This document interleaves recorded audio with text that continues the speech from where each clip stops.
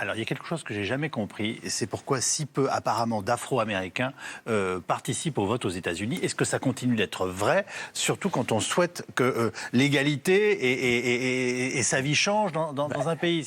Faut-il à ce point été désespéré pour ne même pas s'inscrire sur les listes électorales? C'est-à-dire qu'en règle générale, la communauté afro-américaine vote démocrate. Oui. Elle vote démocrate à peu près à 90%. Le problème, en effet, comme vous l'avez souligné, c'est qu'elle vote peu. Il y a beaucoup d'abstention. Ouais. Alors, ça s'explique comment? Ça s'explique d'abord par le fait que l'élection présidentielle a lieu un mardi, c'est-à-dire un jour de travail. Oui. Et c'est la raison pour laquelle...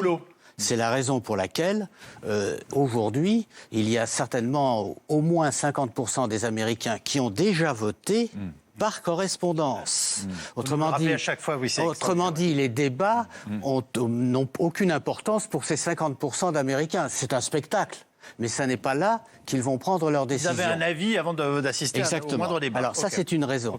La deuxième raison, c'est que dans certains États, on s'arrange pour que les Noirs aient quelques difficultés à voter. Ah bon? D'abord parce qu'il faut qu'ils s'inscrivent, ensuite il faut qu'ils aillent au bureau de vote. Où est le bureau de vote? Comment ça marche? Donc, si vous voulez, il y a une tradition américaine dans le Sud, notamment, qui a pour but de limiter, si l'on peut dire, le vote des Noirs. Oui, c'est de la discrimination pure, enfin. Oui, bien sûr, c'est de la discrimination. C'est de la combine. Oui, c'est de la combine. C'est de la combine. Hein. Vous savez, dans tous les systèmes politiques, il y a de la combine. Oui, hein. oui, oui. Bon, d'accord.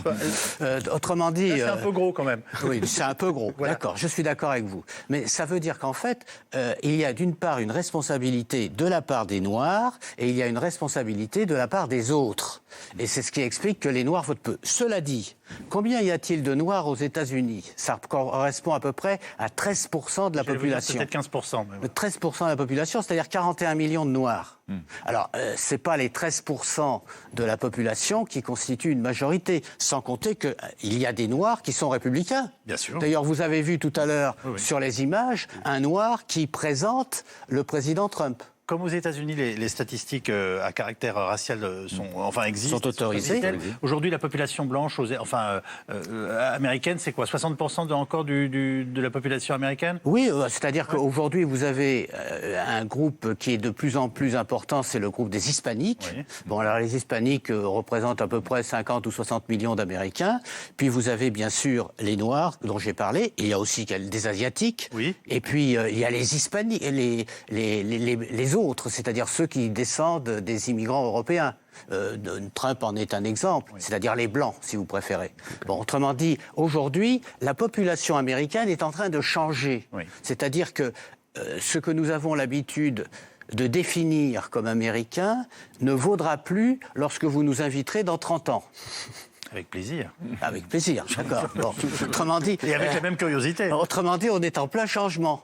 Et c'est ce qui explique, si vous voulez, les tensions dans la population. Trump représente précisément ce qui est traditionnel aux États-Unis, ceux qui essayent, CEUX, qui essayent de se défendre contre la présence de plus en plus massive des Hispaniques, contre la présence parfois violente de mouvements noirs comme Black Lives Matter.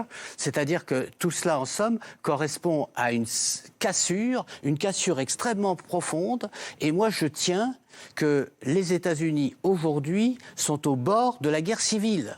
Au bord de la guerre civile? Oui, au bord de la guerre civile. C'est-à-dire que quand vous avez des manifestations comme celles qui ont eu lieu, quand vous savez que les Américains sont armés, la plupart, pas tous, mais enfin disons qu'il y a un tiers d'Américains qui détiennent des armes. Oui. Et quand ils détiennent des armes, c'est pas une arme, c'est en général plusieurs. Autrement dit, pour n'importe quoi, on descend dans la rue avec des armes.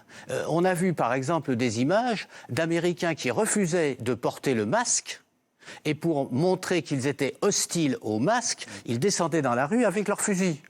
Alors, je vois pas très bien le rapport entre le fusil et le masque, sinon que pour eux, le masque, c'était une atteinte à la liberté. Et quand on veut se défendre contre la dictature, quand on veut au contraire protéger la liberté, il faut prendre les armes. C'est-à-dire, au fond, il faut en revenir à ce qui se passait en 1776.